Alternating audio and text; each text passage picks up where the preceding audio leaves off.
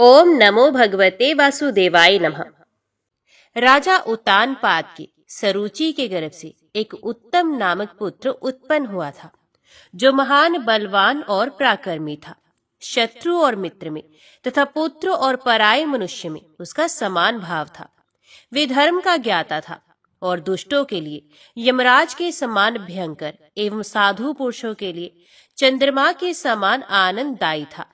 राजकुमार उत्तम ने बभ्रू कुमारी बहुला के साथ विवाह किया था। वे सदा उसी में आसक्त रहते थे। उनका मन और किसी काम में नहीं लगता था। स्वप्न में भी उनका चित्त बहुला में ही लगा रहता था। वे सदा रानी की इच्छा के अनुसार ही चलते थे, तो भी वे कभी उनके अनुकूल नहीं होती थी। एक समय दूसरे दूसरे राजाओं के समक्ष ही रानी ने राजा की आज्ञा मानने से इनकार कर दिया। इससे उन्हें बड़ा क्रोध हुआ। वे कुपित सर्प की भांति फुफकारते हुए द्वारपाल से बोले, दरबान, तू इस दुष्ट हृदय स्त्री को निर्जन वन में ले जाकर छोड़ दे। ये मेरी आज्ञा है, अतः तुझे इस पर कुछ सोच विचार करने की आवश्यकता नहीं है। तब राजा की आज्ञा को अविचारणीय मानकर द्वारपाल रानी को रथ पर बिठा वन में छोड़ आया। राजा के द्वारा इस प्रकार निर्जन वन में त्यागी जाने पर बहुला ने उनकी दृष्टि से दूर होने के कारण अपने ऊपर राजा का बहुत बड़ा अनुग्रह माना। उधर राजा अपने और पुत्रों की भांति प्रजा का पालन करते हुए समय व्यतीत करने लगे। एक दिन की बात है, कोई ब्राह्मण उनके दरबार में आया और अत्यंत दुखित चित्त होकर इस प्रकार कहने लगा, महाराज, मैं बहुत दुखी हूँ, मेरी बात सुनिए। क्योंकि राजा के सिवा और किसी से मनुष्यों के संकट से रक्षा नहीं हो सकती। रात को सोते समय मेरे घर का दरवाजा खोले बिना ही कोई मेरी स्त्री को चुरा ले गया है। आप उसे पता लगाकर ला देने की कृपा करें। राजन, हमारी आय और धर्म का छठा भाग आप वेतन के रूप में ग्रहण करते हैं, इसलिए आप ही हम लोगों के रक्षक हैं। आपसे रक्षित होने के कारण ही मनुष्य रात्रि में निश्चिंत होकर सोते हैं। राजा ने पूछा, ब्राह्मण, आपकी स्त्री शरीर से कैसी है? ये मैंने कभी नहीं देखा। उसकी अवस्था क्या है, ये भी आपको ही बताना होगा। साथ ही ये भी सूचित कीजिए कि आपकी ब्राह्मणी का स्वभाव कैसा है। ब्राह्मण बोला, राजन, मेरी स्त्री की दृष्टि से क्रूरता टपकती है। उसकी कद तो बहुत ऊंची है, किंतु बाहें छोटी, मुंह दुबला पतला और शरीर कुरूप है। ये मैं उसकी निंदा नहीं करता, ठीक ठीक हुलिया बताता हूँ। उसकी बातें बड़ी कड़वी होती हैं तथा स्वभाव से ही वे कोमल नहीं है। उसकी पहली अवस्था कुछ कुछ बीत चुकी है। राजा ने कहा, ब्राह्मण, ऐसी स्त्री लेकर क्या करोगे? मैं तुम्हें दूसरी भार्या देता हूँ। अच्छे स्वभाव की स्त्री ही कल्याणमयी एवं सुख देने वाली होती है। वैसी स्त्री तो केवल दुख का ही कारण है। रूप और शील दोनों से हीन होने के कारण वे स्त्री त्याग देने योग्य है। ब्राह्मण बोला, राजन, अपनी पत्नी की रक्षा करनी चाहिए। ये श्रुति का उत्तम आदेश है। उसकी रक्षा ना करने पर उसे वर्ण संकर की उत्पत्ति होती है। वर्ण संकर अपने पितरों को स्वर्ग से नीचे गिरा देता है। पत्नी ना होने के कारण मेरे नित्य क्रम छूट रहे हैं। इसे प्रतिदिन धर्म में बाधा आती है, जिसके कारण मेरा पतन अवश्यम भावी है। उसके गर्भ से जो मेरी संतति होगी वे धर्म का पालन करने वाली होगी। प्रभु, इस प्रकार मैंने अपनी पत्नी का वृत्तांत आपके सामने निवेदन किया है। आप उसे लाइए, क्योंकि आप ही प्रजा की रक्षा के अधिकारी हैं। ब्राह्मण की ऐसी बात सुनकर और उस पर भलीभांति विचार करके राजा उत्तम सब सामग्रियों से युक्त अपने विशाल रथ पर आरूढ़ हुए और पृथ्वी पर इधर उधर घूमने लगे। एक दिन एक बहुत बड़े वन में किसी तपस्वी का उत्तम आश्रम दिखाई दिया। तब उस रथ से उतरकर वे उस आश्रम में गए। वहां उन्हें एक मुनि का दर्शन हुआ, जो कुशासन पर विराजमान थे और अपने तेज से अग्नि की भांति प्रज्वलित हो रहे थे। राजा को आया देख मुनि शीघ्रता पूर्वक उठकर खड़े हो गए और स्वागत पूर्वक उनका सम्मान करते हुए शिष्य से बोले, अर्घ्य ले आओ। शिष्य ने धीरे से कहा, मुने, क्या इन्हें अर्घ्य देना उचित है? इस बात का भलीभांति विचार करके जैसी आज्ञा दी उसका पालन करूं। तब मुनि ने राजा के वृत्तांत को ध्यान द्वारा जानकर केवल आसन दी बातचीत के द्वारा उनका सत्कार किया। ऋषि ने पूछा, राजन, मैं जानता हूँ आप महाराज उत्तानपाद के पुत्र उत्तम हैं। बताइए किस लिए यहाँ आए हैं? इस वन में कौन सा कार्य सिद्ध करने का विचार है? राजा ने कहा, मुने, एक ब्राह्मण के घर से किसी अपरिचित व्यक्ति ने उसकी स्त्री को चुरा लिया है। उसकी खोज करने के लिए मैं यहाँ आया हूँ। इस समय आपसे एक बात पूछता हूँ, कृपा करके बताइए। जब मैं आपके आश्रम पर आया तो प्रथम दृष्टि पड़ते ही आपने मुझे अर्घ देने का विचार किया, किंतु फिर उसे रोक क्यों दिया? ऋषि बोले, राजन, आपको देखकर मैंने जल्दी में अर्घ देने की आज्ञा प्रदान कर दी थी, किंतु इस शिष्य ने मुझे सावधान किया। मेरे प्रसाद से ये भी मेरी ही भांति संसार के भूत, भविष्य और वर्तमान का हाल जानता है। इसने कहा, विचार कर आज्ञा दीजिए। तब मैंने भी आपका वृत्तांत जान लिया, इसलिए आपको विधि पूर्वक अर्घ नहीं दिया। राजन, इसमें संदेह नहीं कि आप स्वयंभू मनु के वंश में उत्पन्न होने के कारण अर्घ पाने के अधिकारी हैं, तथापि हम लोग आपको अर्घ का उत्तम पात्र नहीं मानते। राजा ने पूछा, ब्राह्मण, मैंने जानकर या अनजाने में ऐसा कौन सा पाप किया है जिससे बहुत दिनों के पश्चात आने पर भी मैं आपसे अर्घ पाने का अधिकारी नहीं रहा?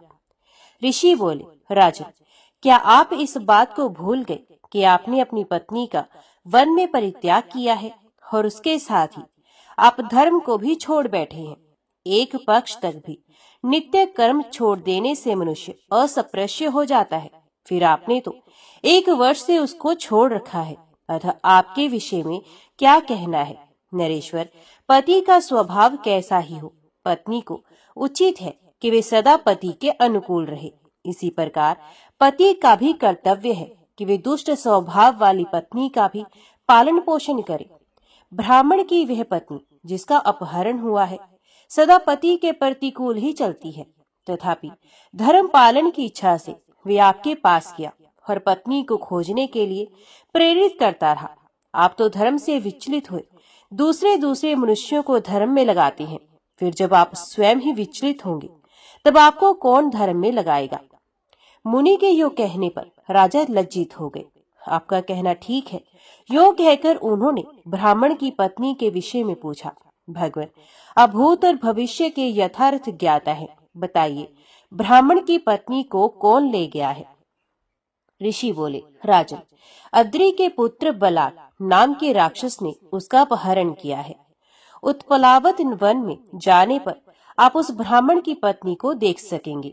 जाइए, शीघ्र ही उस श्रेष्ठ ब्राह्मण का पत्नी से संयोग कराइए, जिससे आपकी तरह उसे भी दिनों दिन पाप का भागी ना होना पड़े। तदंतर उन महामुनि को प्रणाम करके राजा उत्तम पुनः अपने स्थान पर आरूढ़ हुए और उनके बताए हुए उत्पलावत वन में चले गए। वहां उन्होंने ब्राह्मण की पत्नी को देखा। उसका स्वरूप ठीक वैसा ही था जैसा कि ब्राह्मण ने बताया था। वे श्रीफल खा रही थी। राजा ने उससे पूछा, भद्रे, तुम इस वन में कैसे आई? सब बातें स्पष्ट रूप से बताओ। जान पड़ता है तुम विशाल के पुत्र सुशर्मा की स्त्री हो।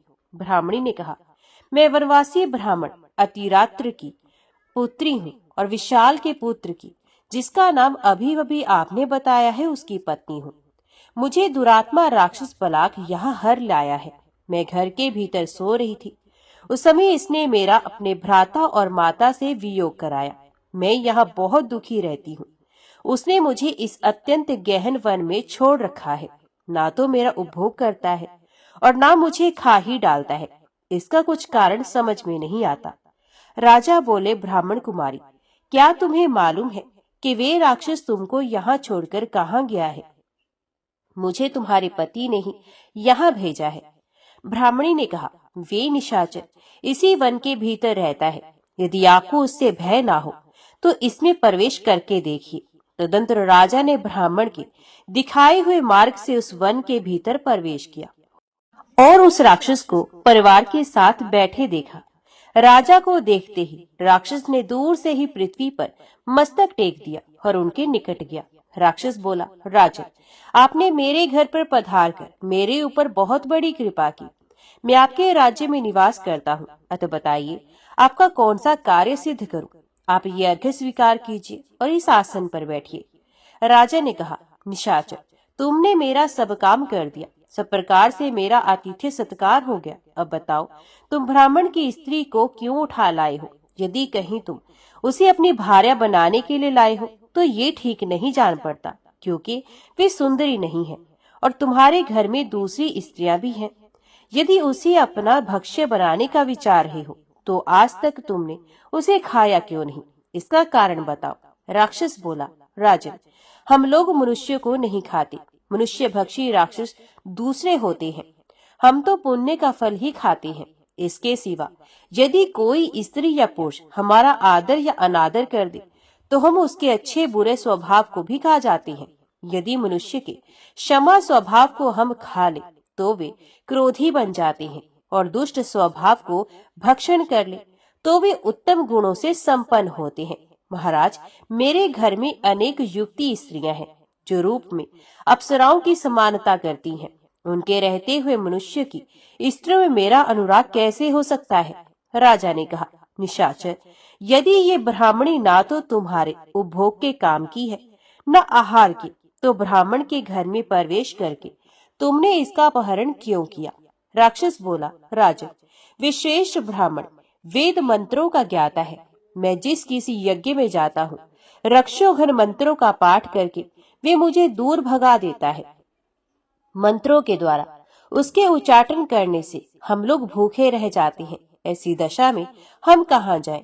प्राय सभी यज्ञों में वे ऋत्विज बना करता है, इसलिए हमने उसके सामने वे विघ्न खड़ा कर दिया, क्योंकि कोई भी पुरुष पत्नी के बिना यज्ञ कर्म करने के योग्य नहीं रहता। राजन, मैं आपका विनीत सेवक हूँ, आपके राज्य की प्रजा हूँ, अतः आप अपने किसी कार्य के लिए आज्ञा देकर मुझ पर कृपा कीजिए। राजा ने कहा, राक्षस, तुम पहले कह चुके हो कि हम मनुष्य के स्वभाव को खा जाते हैं, अतः हम तुमसे जो काम कराना चाहते हैं उसे सुनो। तुम इस ब्राह्मणी की दुष्टता को भक्षण कर लो, जिससे ये विनयशील हो जाए। इसके बाद इसे इसके घर में पहुंचा दो। इतना कर देने पर मैं समझूंगा कि तुमने अपने घर पर आए हुए मुझ अतिथि का संपूर्ण मनोरथ पूर्ण कर दिया।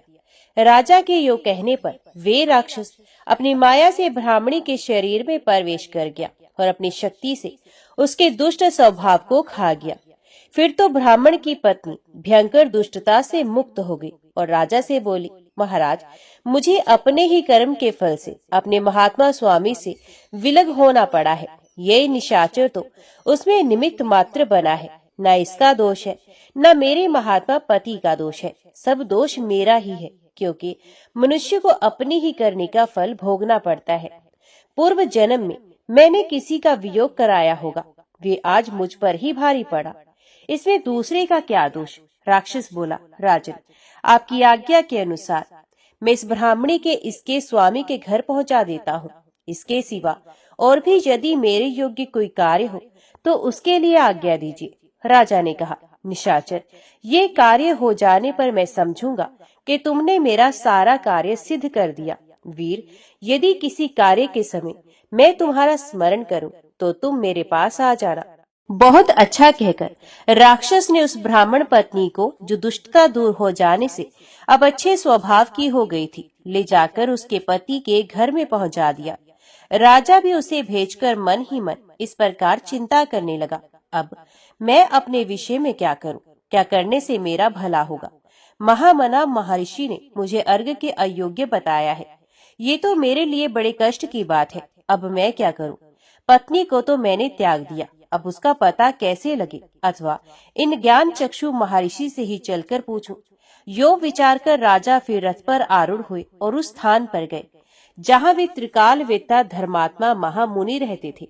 रथ से उतरकर उन्होंने मुनि के पास जा उन्हें प्रणाम किया और राक्षस से मिलने, ब्राह्मणी के दिखाई देने तथा उसकी दुष्टता के दूर होने आदि का सब वृतांत ठीक ठीक कह सुनाया। ऋषि ने कहा, राजन, तुमने जो कुछ किया है वे सब मुझे पहले ही मालूम हो चुका है। मेरे पास तुम जिस कार्य से आए हो वे भी मुझसे छिपा नहीं। मनुष्यों के लिए पत्नी धर्म, अर्थ एवं काम की सिद्धि का कारण है। तुमने उसका त्याग करके विशेष धर्म को भी त्याग दिया है। राजन, ब्राह्मण, क्षत्रिय, वैश्य अथवा शूद्र कोई भी क्यों ना हो, पत्नी के ना होने पर वे अपने कर्म अनुष्ठान के योग्य नहीं रहता। तुमने अपनी पत्नी का त्याग करके अच्छा नहीं किया। जैसे स्त्रियों के लिए पति का त्याग अनुचित है, उसी प्रकार पुरुषों के लिए स्त्री का त्याग भी उचित नहीं। राजा बोले, भगवान क्या करूं, ये सब मेरे कर्मों का फल है। मैं सदा पत्नी के अनुकूल ही चलता था, फिर भी वे मेरे अनुकूल नहीं हुई, इसलिए मैंने उसे त्याग दिया। उसके वियोग की पीड़ा से मेरी अंतरात्मा व्यथित हो रही है। मैंने उसे वन में छोड़ा था, पता नहीं वे कहाँ चली गई, अथवा उसे वन में सिंह, व्याघ्र या निशाचरों ने तो नहीं खा लिया। ऋषि ने कहा, राजन, उसे सिंह, व्याघ्र या निशाचरों ने नहीं खाया। वे इस समय रसातल में है, उसका चरित्र अभी तक नष्ट नहीं हुआ है। राजा बोले, ब्राह्मण, ये तो बड़ी अद्भुत बात है। उसे पाताल में कौन ले गया और वे अब तक दूषित कैसे नहीं हुई? ये सब यथार्थ रूप से बताने की कृपा करें। ऋषि ने कहा, पाताल में नागराज कपोत एक विख्यात पुरुष हैं। एक दिन उन्होंने तुम्हारी त्यागी हुई सुंदरी पत्नी को महान वन के भीतर भटकते हुए देखा। उसका सारा हाल जानकर वे उस पर आसक्त हो गए और उसे पाताल लोक में ले गए। नागराज कपोत के नंदा नाम की एक पुत्री तथा मनोरमा नाम की एक स्त्री है। नंदा ने बहुला को देखकर सोचा, हो न हो ये मेरी माता की सोत बनने वाली है। यो विचार कर वे उसे अपने घर में ले गई और अंतपुर में छिपा कर रख दिया। कपोत ने जब जब नंदा से बहुला को मांगा, तब तब उसने उसे कोई उत्तर नहीं दिया। तब पिता ने उसे शाप दे दिया, जा तू गूंगी हो जाएगी। इस प्रकार शाप ग्रस्त होकर नंदा उसके साथ रहती है। नागराज उसे ले गए और उसकी कन्या ने उसे अपने संगर्शन में रख लिया। राजा बोले, महामुने, मुझे तो बहुला प्राणों से भी बढ़कर प्रिय है, किंतु वे मेरे प्रति सदा दुष्टता का ही बर्ताव करती है। इसका क्या कारण है? ऋषि ने कहा, पाणी ग्रहण के समय सूर्य, मंगल और शनिश्चर की तुम्हारी ऊपर तथा शुक्र और बृहस्पति की तुम्हारी पत्नी के ऊपर दृष्टि थी। उस मुहूर्त में उस पर चंद्रमा और बुध भी, जो परस्पर शत्रु भाव रखने वाले हैं, अनुकूल थे और तुम्हारे ऊपर प्रतिकूल। इसलिए तुम्हें पत्नी की प्रतिकूलता का विशेष कष्ट सहना पड़ा। अच्छा, अब जाओ, धर्म पूर्वक पृथ्वी का पालन करो और पत्नी के साथ रहकर संपूर्ण धार्मिक क्रियाओं का अनुष्ठान करो। महर्षि के यो कहने पर राजा उन्हें प्रणाम करके रथ पर आरूढ़ हुए और अपने नगर को लौट आए। वहां आने पर उन्होंने उस ब्राह्मण को देखा, जो अपनी शीलवती भार्या के साथ बहुत प्रसन्न था। ब्राह्मण ने कहा, राजन, आप धर्म के ज्ञाता हैं। आपने मेरी पत्नी को लाकर मेरे धर्म की रक्षा की है, इससे मैं कृतार्थ हो गया। राजा बोले, द्विजश्रेष्ठ, आप तो अपने धर्म का पालन करके कृतार्थ हो रहे हैं, किंतु मैं संकट में पड़ा हूँ, क्योंकि मेरी पत्नी घर में नहीं है। ब्राह्मण ने कहा, महाराज, यदि आपकी पत्नी जीवित है और व्यभिचारिणी नहीं हुई है, तो आप स्त्री के बिना रहकर पाप क्यों कमा रहे हैं? राजा बोले, ब्राह्मण, यदि मैं पत्नी को लाऊं भी, तो वे सदा मेरे प्रतिकूल रहती है, अतः उससे दुख ही मिलेगा, सुख नहीं, क्योंकि वे मुझसे मैत्री नहीं रखती। आप कोई ऐसा यत्न करें जिससे वे मेरे अधीन हो जाए। ब्राह्मण ने कहा, राजन, आपके प्रति रानी का प्रेम होने के लिए श्रेष्ठ यज्ञ करना उपकारक होगा। अति मित्र की कामना रखने वाले लोग जिसका अनुष्ठान किया करते हैं, वे मित्र विंदा नामक यज्ञ में आरंभ करता हूँ। राजन, जिन स्त्री पुरुषों में परस्पर प्रेम ना हो, उनमें मित्र विंदा प्रेम उत्पन्न करती है। इसलिए आपके कार्य की सिद्धि के उद्देश्य से मैं उसी का अनुष्ठान करूंगा। ब्राह्मण के यो कहने पर राजा ने यज्ञ की सब सामग्री एकत्रित कराई और उस श्रेष्ठ ब्राह्मण ने मित्र विंदा यज्ञ का अनुष्ठान आरंभ किया। उसने राजा की स्त्री में प्रेम उत्पन्न करने के लिए एक एक करके 7 यज्ञ किए। जब उसे ये निश्चय हो गया कि रानी के हृदय में राजा के प्रति मित्र भाव जागृत हो गया है, तब उसने राजा से कहा, महाराज, अब आप अपनी प्रिय पत्नी को अपने साथ रखिए और उसके साथ उत्तम भोग भोगते हुए श्रद्धा पूर्वक यज्ञ का अनुष्ठान कीजिए। ब्राह्मण की बात सुनकर राजा को बड़ा विस्मय हुआ। उन्होंने उस महापराक्रमी सत्य प्रतिज्ञ निशाचर को स्मरण किया। उनके स्मरण करते ही वे राक्षस राजा के पास आ पहुंचा और प्रणाम करके बोला, क्या आज्ञा है? तब राजा ने विस्तार के साथ अपना सारा वृत्तांत निवेदन किया। फिर वे राक्षस पाताल में जाकर रानी को ले आया। आने पर उसने हार्दिक अनुराग के साथ पति को देखा और बड़ी प्रसन्नता के साथ बारंबार कहा, मुझ पर प्रसन्न होइए। तब राजा ने अपनी माननीय स्त्री को हृदय से लगाकर कहा, प्रिय, तुम बार बार मुझसे ऐसा क्यों कहती हो? मैं तो तुम पर प्रसन्न ही हूँ। रानी बोली, महाराज, यदि आप मुझ पर प्रसन्न हैं, तो मैं आपसे एक याचना करती हूँ। आप उसे पूर्ण करके मेरा आदर कीजिए। राजा ने कहा, प्रिय, तुम्हें जो कुछ भी अभीष्ट हो वे निशंक होकर मांगो। तुम्हारे लिए कुछ भी दुर्लभ नहीं, मैं तुम्हारे अधीन हूँ। रानी बोली, नाथ, मेरे लिए नागराज ने मेरी सखी को शाप दे दिया, जिससे वे गूंगी हो गई है। यदि आप मेरे प्रेमवश उसके संकट का निवारण कर सके तो उसकी मूकता दूर करने के लिए प्रयत्न कीजिए।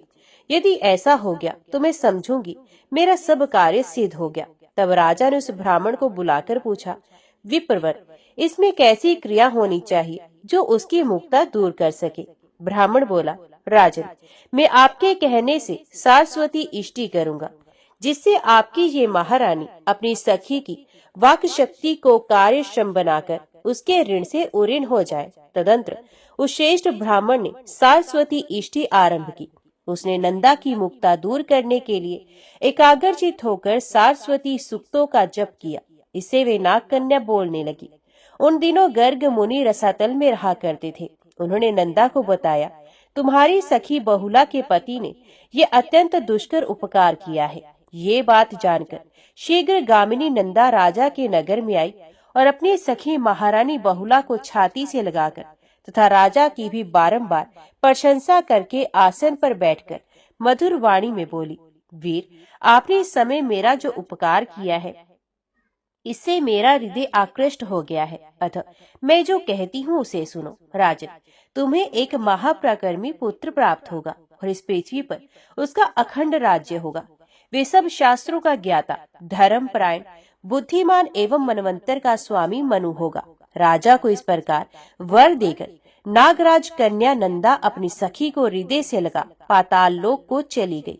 तदंतर रानी के साथ विहार एवं प्रजा पालन करते हुए राजा उत्तम के कितने ही वर्ष व्यतीत हो गए। फिर महात्मा राजा को रानी बहुला के गर्भ से एक पुत्र उत्पन्न हुआ, जो पूर्णिमा के पूर्ण चंद्रमा की भांति कांतिमान था। उसके जन्म लेने पर समस्त प्रजा को महान आनंद हुआ।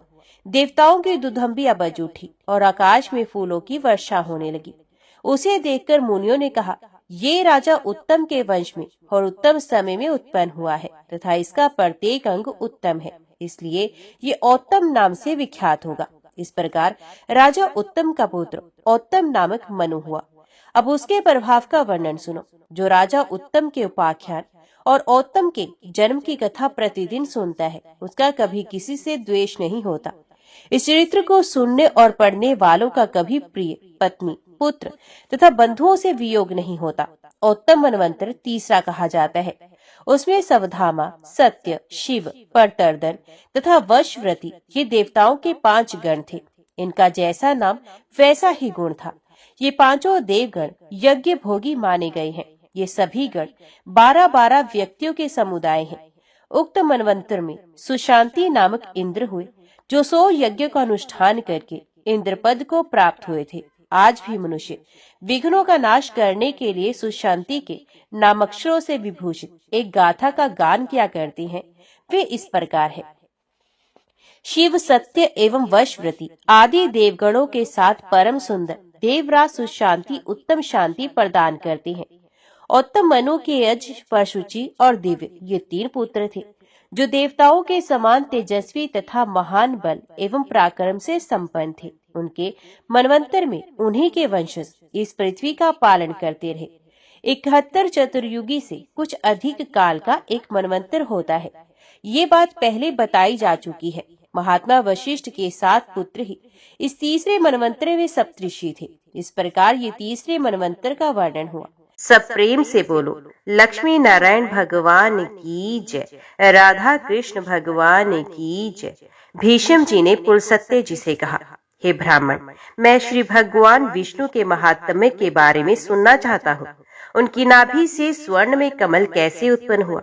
प्राचीन काल में वैष्णवी सृष्टि कमल के भीतर कैसे हुई? धर्मात्मन, मैं श्रद्धा पूर्वक सुनने के लिए बैठा हूँ, अतः आप मुझे भगवान नारायण का यश अवश्य सुनाइए। कुलसत्य जी ने कहा, कुलश्रेष्ठ, तुम उत्तम कुल के उत्पन्न हुए हो, अतः तुम्हारे हृदय में जो भगवान श्री नारायण के सुयश को सुनने की उत्कंठा हुई है, ये उचित ही है। पुराणों में जैसा वर्णन किया गया है, देवताओं के मुख से जैसा सुना है, तथा द्वैपायन व्यास जी ने अपनी तपस्या से देखकर जैसा बताया है, ये अपनी बुद्धि के अनुसार मैं तुमसे कहूंगा।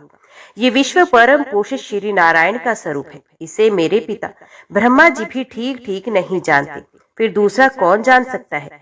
वे भगवान नारायण ही महर्षियों के गुप्त रहस्य, सब कुछ देखने और जानने वालों के परम तत्व, अध्यात्म वेत्ताओं के अध्यात्म, अधिदेव तथा अधिधूत हैं।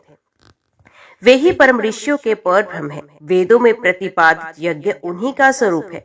विद्वान पुरुष उन्हीं को तप मानते हैं, जो कर्ता कारक मन बुद्धि क्षेत्रज्ञ प्रणव पुरुष शासन करने वाले और अद्वितीय समझे जाते हैं, जो 5 प्रकार के प्राण अपान व्यान उदान और समान ध्रुव एवं अक्षर तत्व हैं। वे ही परमात्मा नाना प्रकार के भावों द्वारा प्रतिपादित होते हैं। वे ही पर ब्रह्म है तथा वे ही भगवान सबकी सृष्टि और संहार करते हैं। उन्हीं आदि पुरुष का हम लोग यजन करते हैं। जितनी कथाएं हैं, जो श्रुतियां हैं, जिसे धर्म कहते हैं, जो धर्म परायण पुरुष हैं और जो विश्व तथा विश्व के स्वामी हैं, ये सब भगवान नारायण के ही स्वरूप माने गए हैं। जो सत्य है, जो मिथ्या है, जो आदि मध्य और अंत में है, जो सीमा रहित भविष्य है, जो कोई चर अचर प्राणी है तथा इनके अतिरिक्त भी जो कुछ भी है, वे सब वस्तु वे पुरुषोत्तम नारायण ही हैं। कुरुनंदन, 4000 दिव्य वर्षों का सतयुग कहा गया है। उनकी संध्या और संध्यांश 800 वर्षों के माने गए हैं। उस यज्ञ में धर्म अपने चारों चरणों से मौजूद रहता है और अधर्म एक ही पैर से स्थित होता है। उस समय सब मनुष्य सत धर्म परायण और शांत होते हैं। सतयुग में सत्य, पवित्रता और धर्म की वृद्धि होती है। श्रेष्ठ पुरुष जिसका आचरण करते हैं, वही कर्म उस समय सबके द्वारा किया और कराया जाता है। राजन, सतयुग में जन्म धार्मिक अथवा नीच कुल में उत्पन्न सभी मनुष्यों का ऐसा ही धर्म अनुकूल बर्ताव होता है। त्रेता युग का मान 3000 दिव्य वर्ष बताया जाता है। उसकी दोनों संध्याएं 600 वर्षों की होती हैं। उस समय धर्म 3 चरणों से और अधर्म 2 पादों से स्थित रहता है। उस युग में सत्य एवं शौच का पालन तथा यज्ञ याज्ञादि का अनुष्ठान होता है। त्रेता में चारों वर्णों के लोग केवल लोभ के कारण विकार को प्राप्त होते हैं। वर्ण धर्म में विकार आने से आश्रमों में भी दुर्बलता आ जाती है। ये त्रेता युग की देव निर्मित विचित्र गति है। द्वापर 2000 दिव्य वर्षों का होता है। इसकी संध्याओं का मान 400 वर्ष का बताया जाता है। उस समय के प्राणी रजोगुण से अभिभूत होने के कारण अधिक अर्थपरायण, शठ दूसरों की जीविका का नाश करने वाले तथा शूद्र होते हैं। द्वापर में धर्म 2 चरणों से और अधर्म 3 पादों से स्थित रहता है। दोनों संध्याओं सहित कलयुग का मान 1200 दिव्य वर्ष है। ये क्रूरता का युग है। इसमें अधर्म अपने चारों पादों से और धर्म एक ही चरण से स्थित रहता है। उस समय मनुष्य कामी, तमोगुणी और नीच होते हैं। इस युग में प्राय कोई साधक, साधु और सत्यवादी नहीं होता। लोग नास्तिक होते हैं। ब्राह्मणों के प्रति उनकी भक्ति नहीं होती। सब मनुष्य अहंकार के वशीभूत होते हैं। उनमें परस्पर प्रेम प्राय बहुत ही कम होता है। कलयुग में ब्राह्मणों के आचरण प्राय शूद्रों जैसे हो जाते हैं। आश्रमों का ढंग भी बिगड़ जाता है। जब युग का अंत होने को आता है, उस समय तो वर्णों के पहचानने भी संदेह आ जाता है। कौन मनुष्य किस वर्ण का है, ये समझना कठिन हो जाता है। ये 12,000 दिव्य वर्षों का समय एक चतुर्युग चौकड़ी कहलाता है। इस प्रकार के 1000 चतुर्युग बीतने पर ब्रह्मा का एक दिन होता है। इस प्रकार ब्रह्मा की भी आयु जब समाप्त हो जाती है, तब काल संपूर्ण प्राणियों की शरीर की आयु पूरी हुई जगत का संहार करने के लिए महाप्रलय आरंभ करता है। योग शक्ति संपन्न सर्वरूप भगवान नारायण सूर्य रूप होकर अपनी प्रचंड किरणों से समुद्र को सोख लेते हैं। तदंतर श्री हरि बलवान वायु का रूप धारण कर सारे जगत को कंपाते हुए प्राण, अपान और समान आदि के द्वारा आक्रमण करते हैं। घ्राणेन्द्रिय का विषय घ्राणेन्द्रिय तथा पार्थिव शरीर, ये गुण पृथ्वी में समा जाते हैं। रसनेन्द्रिय उसका विषय रस और स्नेह आदि जल के गुण जल में लीन हो जाते हैं। नेत्र इंद्रिय, उसका विषय रूप और मंदता, पटुता आदि नेत्र के गुण, ये अग्नि तत्व में प्रवेश कर जाते हैं। वागेंद्रिय और उसका विषय स्पर्श और चेष्टा आदि वायु के गुण, ये वायु में समा जाते हैं। श्रवण इंद्रिय और उसका विषय शब्द तथा सुनने की क्रिया आदि गुण आकाश में विलीन हो जाते हैं। इस प्रकार काल रूप भगवान एक ही मुहूर्त में संपूर्ण लोगों की जीवन यात्रा नष्ट कर देते हैं। मन, बुद्धि, चित्त और क्षेत्रज्ञ ये परमश्रेष्ठी ब्रह्मा जी में लीन हो जाते हैं और ब्रह्मा जी भगवान ऋषिकेश में लीन हो जाते हैं। पंच महाभूत भी उस अमित तेजस्वी विभु में प्रवेश कर जाते हैं।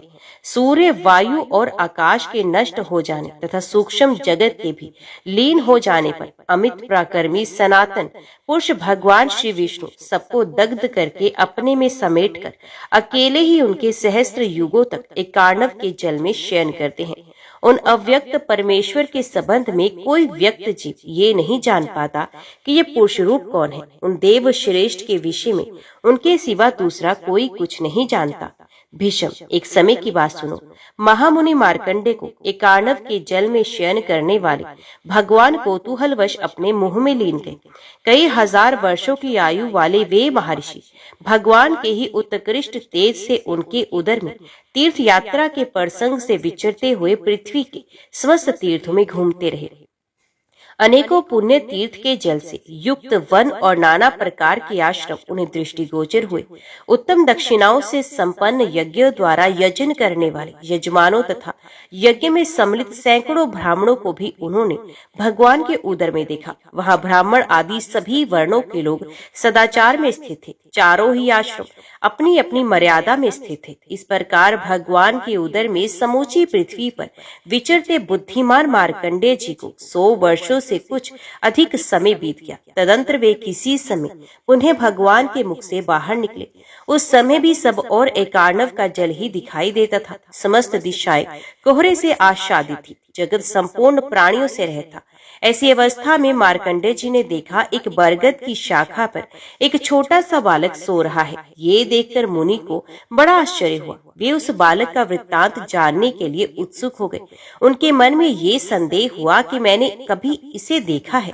ये सोचकर वे उस पूर्व परिचित बालक को देखने के लिए आगे बढ़े।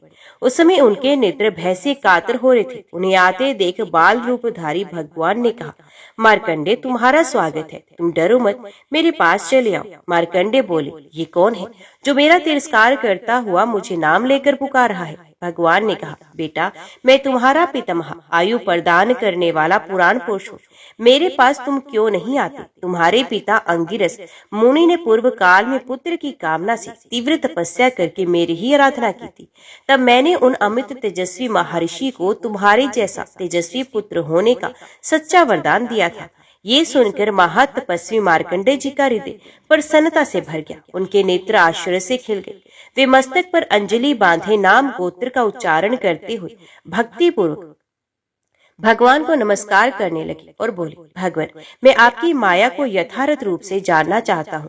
इस एकार्णव के बीच आप बाल रूप धरकर कैसे सो रहे हैं? श्री भगवान ने कहा, ब्राह्मण, मैं नारायण हूँ, जिन्हें हजारों मस्तक और हजारों चरणों से युक्त बताया जाता है। वे विराट परमात्मा मेरा ही स्वरूप है। वे सूर्य के समान वर्ण वाला तेजो में पुरुष हूँ। मैं देवताओं को भविष्य पहुंचाने वाली अग्नि हूँ और मैं ही 7 घोड़ों के रथ वाला सूर्य भी हूँ। मैं ही इंद्र पद पर प्रतिष्ठित होने वाला इंद्र और ऋतु में परिवत्सर हूँ। संपूर्ण प्राणी तथा समस्त देवता मेरे ही स्वरूप हैं। मैं सर्पों में शेषनाग और पक्षियों में गरुड़ हूँ। संपूर्ण भूतों का संहार करने वाला काल ही मुझे ही समझना चाहिए। समस्त आश्रमों में निवास करने वाले मनुष्य का धर्म और तप मैं ही हूँ। मैं दया परायण, धर्म और दूध से भरा हुआ महासागर हूँ तथा जो सत्य स्वरूप परम तत्व है वे भी मैं ही हूँ। एकमात्र मैं ही प्रजापति हूँ। मैं ही सांख्य, मैं ही योग और मैं ही परम पद हूँ। यज्ञ, क्रिया और ब्राह्मणों का स्वामी भी मैं ही हूँ। मैं ही अग्नि, मैं ही वायु, मैं ही पृथ्वी, मैं ही आकाश और मैं ही जल, समुद्र, नक्षत्र तथा 10 दिशाएं हूँ। वर्षा, सोम, मेघ तथा हविष्य, इन सबके रूप में भी मैं ही हूँ। क्षीर सागर के भीतर तथा समुद्रगत वडवाग्नि के मुख में भी मेरा ही निवास है। मैं ही संवर्तक अग्नि होकर सारा जल सोख लेता हूँ। मैं ही सूर्य हूँ। मैं ही परम पुरातन तथा सबका आश्रय हूँ। भविष्य में भी सर्वत्र मैं ही प्रकट होऊंगा तथा भावी संपूर्ण वस्तु वस्तुओं की उत्पत्ति मुझसे ही होती है। विप्रवर, संसार में तुम जो कुछ देखते हो, जो कुछ सुनते हो और जो कुछ अनुभव करते हो, उन सबको मेरा ही स्वरूप समझो। मैंने ही पूर्व काल में विश्व की सृष्टि की है तथा आज भी मैं ही करता हूँ। तुम मेरी ओर देखो। मार्कंडे, मैं ही प्रत्येक युग में संपूर्ण जगत की रक्षा करता हूँ। इन सारी बातों को तुम अच्छी तरह समझ लो। यदि धर्म के सेवन या श्रवण की इच्छा हो तो मेरे उदर में रहकर सुख पूर्वक विचरो। मैं एक ही अक्षर का और मैं ही 3 अक्षर का मंत्र हूँ। ब्रह्मा जी भी मेरे ही स्वरूप है। धर्म अर्थ काम रूप त्रिवर्ग से पूरे ओंकार स्वरूप परमात्मा जो सबको तात्विक दृष्टि प्रदान करने वाला है, मैं ही हूँ। इस प्रकार कहते हुए उन महाबुद्धिमान पुराण पुरुष परमेश्वर ने महामुनि मार्कंडे को तुरंत ही अपने मुंह में ले लिया। फिर तो वे मुनि श्रेष्ठ भगवान के उदर में प्रवेश कर गए और नेत्र के सामने एकांत स्थान में धर्म श्रवण करने की इच्छा से बैठे हुए अविनाशी हंस भगवान के पास उपस्थित हुए। भगवान हंस अविनाशी और विविध शरीर धारण करने वाले हैं। वे चंद्रमा और सूर्य से रहित प्रलय कालीन एकार्णव के जल में धीरे धीरे विचरते तथा जगत की सृष्टि करने का संकल्प लेकर विहार करते हैं। तदंतर विजम्लित महात्मा हंस ने लोक रचना का विचार किया। उस विश्व रूप परमात्मा ने विश्व का चिंतन किया एवं भूतों की उत्पत्ति के विषय में सोचा। उनके तेज से अमृत के समान पवित्र जल का प्रादुर्भाव हुआ। अपनी महिमा से कभी च्युत न होने वाले सर्वलोक विधाता महेश्वर श्री हरि ने उस महान जल में विधिवत जल क्रीड़ा की। फिर उन्होंने अपनी नाभि से एक कमल उत्पन्न किया जो अनेकों रंगों के कारण बड़ी शोभा पा रहा था। वे स्वर्ण में कमल सूर्य के समान तेजोमय प्रतीत हो रहा था। कुल सत्य जी कहते हैं, तदंतर अनेक योजन के विस्तार वाले उस स्वर्ण में कमल में जो सब प्रकार के तेजोमय गुणों से युक्त और पार्थिव लक्षणों से संपन्न था, भगवान श्री विष्णु ने योगियों में श्रेष्ठ महान तेजस्वी एवं समस्त लोकों की सृष्टि करने वाले चतुर्मुख ब्रह्मा जी को उत्पन्न किया। महर्षि गण उस कमल को श्री नारायण की नाभि से उत्पन्न बताते हैं। उस कमल का जो सार भाग है उसे पृथ्वी कहते हैं तथा उस सार भाग में भी जो अधिक भारी अंश है उन्हें दिव्य पर्वत माना जाता है। कमल के भीतर एक और कमल है जिसके भीतर एकार्णव के जल में पृथ्वी की स्थिति मानी गई है। इस कमल के चारों ओर 4 समुद्र हैं, विश्व में जिनके प्रभाव की कहीं तुलना नहीं, जिनकी सूर्य के समान प्रभा और वरुण के समान अपार कांति है, तथा ये जगत जिनका स्वरूप है वे स्वयंभू महात्मा ब्रह्मा जी उस एकार्णव के जल में धीरे धीरे पद्म रूप निधि की रचना करने लगे। इसी समय तमोगुण से उत्पन्न मधु नाम का महान असुर तथा रजोगुण से प्रकट हुआ कैटब नामधारी असुर, ये दोनों ब्रह्मा जी के कार्य में विघ्न रूप होकर उपस्थित हुए।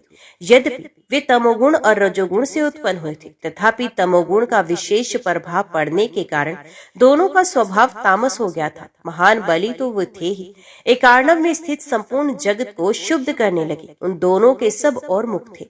एकार्णव के जल में विचरते हुए जब वे पुष्कर में गए तब वहां उन्हें अत्यंत तेजस्वी ब्रह्मा जी का दर्शन हुआ। तब वे दोनों असुर ब्रह्मा जी से पूछने लगे, तुम कौन हो जिसने तुम्हें सृष्टि कार्य में नियुक्त किया है? वे तुम्हारा कौन है? कौन तुम्हारा सृष्टा है? कौन तुम्हारा रक्षक? और तथा वे किस नाम से पुकारा जाता है?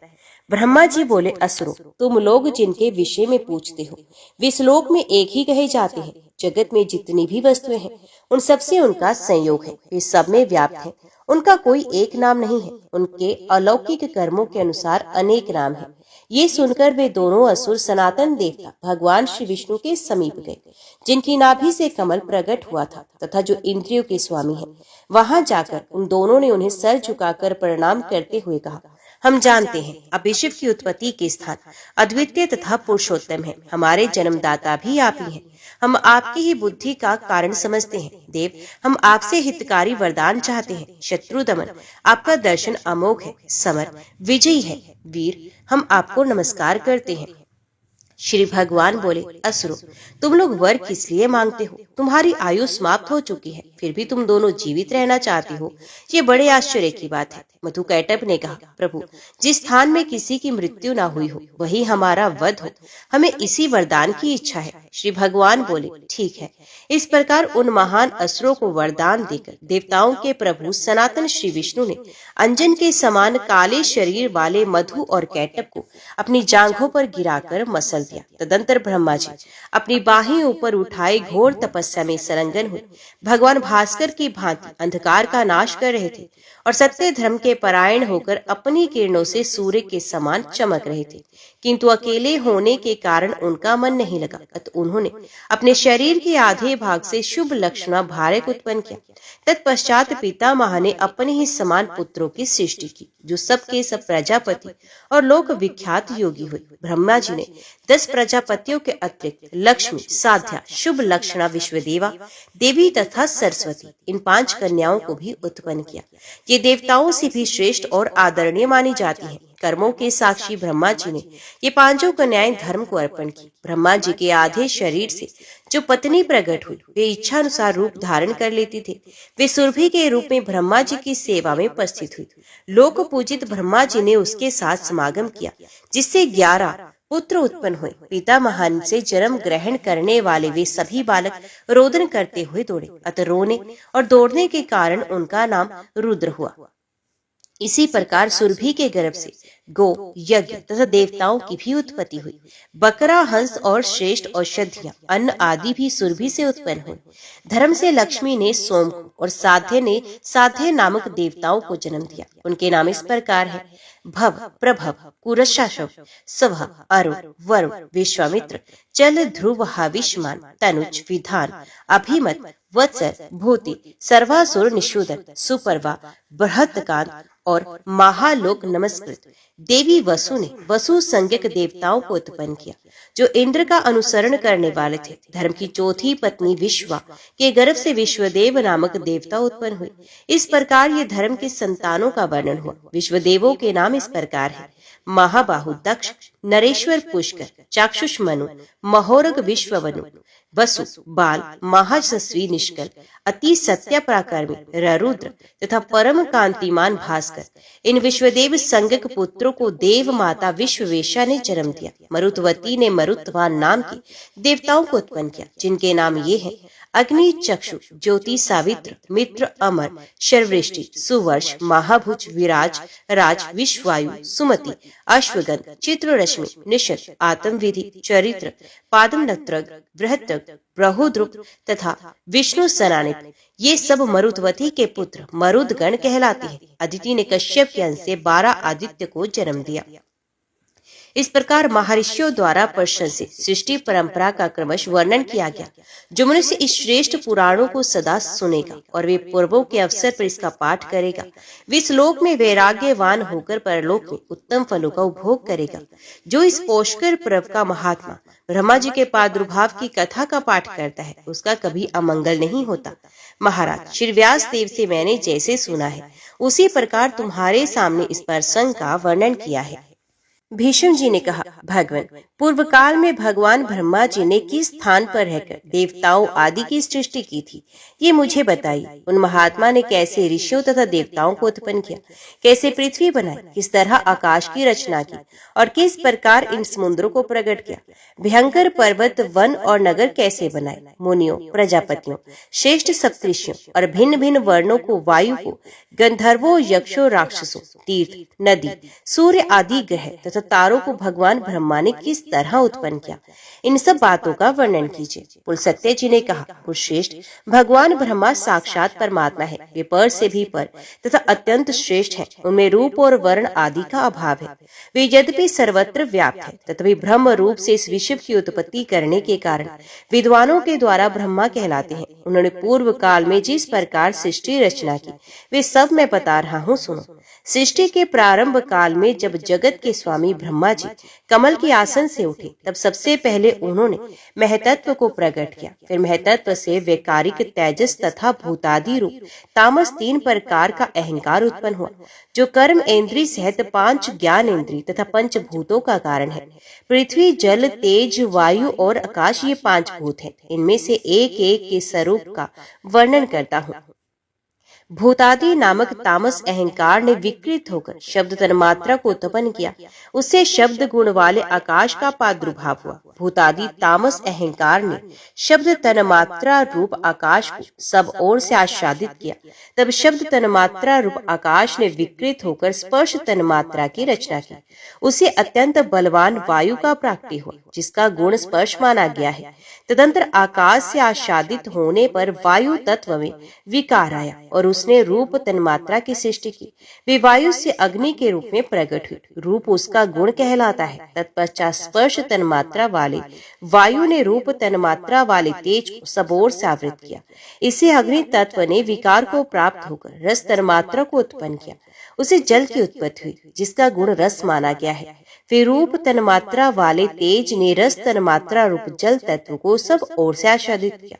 इससे विकृत होकर जल तत्व ने गंध तन्मात्रा की सृष्टि की, जिससे ये पृथ्वी उत्पन्न हुई। पृथ्वी का गुण गंध माना गया है। इंद्रिय तेजस कहलाती है, क्योंकि वे राजस अहंकार से प्रकट हुई हैं।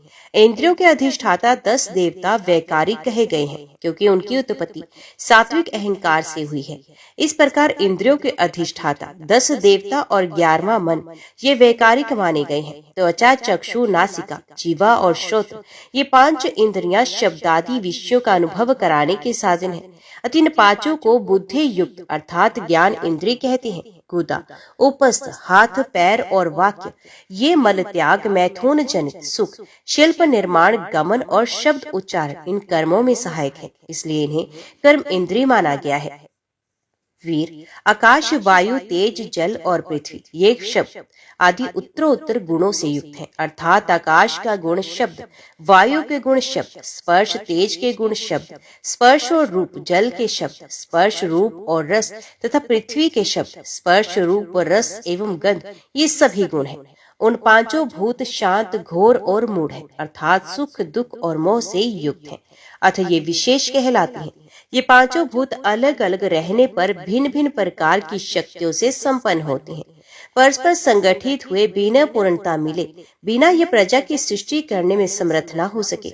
इसलिए परम पुरुष परमात्मा ने संकल्प के द्वारा इनमें प्रवेश किया। फिर तो महतत्व से लेकर विशेष पर्यंत सभी तत्व पुरुष द्वारा अधिष्ठित होने के कारण पूर्ण रूप से एक तप को प्राप्त हुए। इस प्रकार परस्पर मिलकर तथा एक दूसरे का आश्रय ले उन्होंने अंड की उत्पत्ति की। भीष्म जी उस अंड में ही पर्वत और द्वीप आदि के सहित समुद्र, ग्रह और तारों सहित संपूर्ण लोक तथा देवता, असुर और मनुष्यों सहित समस्त प्राणी उत्पन्न हुए। वे अंड पूर्व की अपेक्षा 10 गुने अधिक जल, अग्नि, वायु, आकाश और भूतादि अर्थात तामस अहंकार से आवृत है। भूतादि महतत्व से घिरा है तथा इन सबके सहित महतत्व भी अभिव्यक्त प्रधान या मूल प्रकृति के द्वारा आवृत है। भगवान विष्णु स्वयं ही ब्रह्मा होकर संसार की सृष्टि में प्रवृत्त होते हैं तथा जब तक कल्प की स्थिति बनी रहती है तब तक वे ही युग युग में अवतार धारण करके समूची सृष्टि की रक्षा करते हैं। वे विष्णु सत्व गुण धारण किए हैं। उनके पराक्रम की कोई सीमा नहीं। राजेंद्र, जब कल्प का अंत होता है तब वे ही अपना तम प्रधान रौद्र रूप प्रकट करते हैं और अत्यंत भयानक आकार धारण करके संपूर्ण प्राणियों का संहार करते हैं। इस प्रकार सब भूतों का नाश करके संसार को एकार्णव के जल में निमग्न करवे सर्वरूपधारी भगवान स्वयं शेषनाग की शैया पर शयन करते हैं। फिर जागने पर ब्रह्मा का रूप धारण करके वे नए सिरे से संसार की सृष्टि करने लगते हैं। इस तरह एक ही भगवान जनार्दन सृष्टि, पालन और संहार करने के कारण ब्रह्मा, विष्णु तथा शिव नाम धारण करते हैं। वे प्रभु सृष्टा होकर स्वयं अपनी ही सृष्टि करते हैं, पालक होकर पालनीय रूप से अपना ही पालन करते हैं और संहारकारी होकर स्वयं अपना ही संहार करते हैं। पृथ्वी, जल, तेज, वायु और आकाश सब वे ही हैं, क्योंकि अविनाशी विष्णु ही सब भूतों के ईश्वर और विश्व रूप है। इसलिए प्राणियों में स्थित सर्ग आदि भी उन्हीं के सहायक हैं। राजन, ब्रह्मा जी सर्वज्ञ एवं साक्षात नारायण के स्वरूप हैं। ये उपचार से आरोप द्वारा ही उत्पन्न हुए कहलाते हैं। वास्तव में तो वे नित्य ही हैं। अपने निजी मान से उनकी आयु 100 वर्ष की मानी गई है। ये ब्रह्मा जी की आयु पर कहलाती है। उसके आधे भाग को प्रार्थ कहते हैं। 15 निमेष की एक काष्ठा होती है। 30 काष्ठाओं की एक कला और 30 कलाओं का एक मुहूर्त होता है। 30 मुहूर्तों के काल को मनुष्य का एक दिन रात माना गया है। 30 दिन रात का एक मास होता है। एक मास में 2 पक्ष होते हैं। 6 महीनों का एक अयन और 2 अयनों का एक वर्ष होता है। अयन दो है, दक्षिणायन और उत्तरायण। दक्षिणायन देवताओं की रात्रि है और उत्तरायण उनका दिन है। देवताओं के 12,000 वर्षों के 4 युग होते हैं, जो सतयुग, त्रेता, द्वापर और कलयुग के नाम से प्रसिद्ध है। अब इन युगों का वर्ष विभाग सुनो। पुरातत्व के ज्ञाता विद्वान पुरुष कहते हैं कि सतयुग आदि का परिमाण 4, 3, 2 और 1,000 दिव्य वर्ष है। प्रत्येक युग के आरंभ में उतने ही 100 वर्षों की संध्या कही जाती है और युग के अंत में संध्यांश होता है। संध्यांश का मान भी उतना ही है जितना संध्या का। राजन, संध्या और संध्यांश के बीच का जो समय है उसी को युग समझना चाहिए। वही सतयुग और त्रेता आदि के नाम से प्रसिद्ध है। सतयुग, त्रेता, द्वापर और कलयुग ये सब मिलकर चतुर्युग कहलाते हैं। ऐसे 1,000 चतुर्युगों को ब्रह्मा का एक दिन कहा जाता है। राजन, ब्रह्मा के एक दिन में 14 मनु होते हैं। उनके समय का प्रमाण सुनो। सप्तऋषि, देवता, इंद्र, मनु और मनु के पुत्र ये एक ही समय में उत्पन्न होते हैं तथा अंत में साथ ही साथ इनका संहार भी होता है। 71 चतुर्युग से कुछ अधिक काल का एक मनवंतर होता है। यही मनु और देवताओं आदि का समय है। इस प्रकार दिव्य वर्ष गणना के अनुसार 8,52,000 वर्षों का एक मनवंतर होता है। महामति, मानव वर्षों से गणना करने पर मनवंतर का कालमान पूरे 30,67,20,000 वर्ष होता है, इससे अधिक नहीं। इस काल को 14 गुना करने पर ब्रह्मा के एक दिन का मान होता है। उसके अंत में नैमित्तिक नाम वाला ब्रह्म प्रलय होता है। उस समय भूरलोक, भुवरलोक और स्वरलोक संपूर्ण त्रिलोकी दग्ध होने लगती है और महलोक में निवास करने वाले पुरुष आंच से संतप्त होकर जललोक में चले जाते हैं। दिन के बराबर ही अपनी रात बीत जाने पर ब्रह्मा जी पुनः संसार की सृष्टि करते हैं। इस प्रकार पक्ष, मास आदि के क्रम से धीरे धीरे ब्रह्मा जी का 1 वर्ष व्यतीत होता है तथा इसी क्रम से उनके 100 वर्ष भी पूरे हो जाते हैं। 100 वर्ष ही उन महात्मा की पूरी आयु है।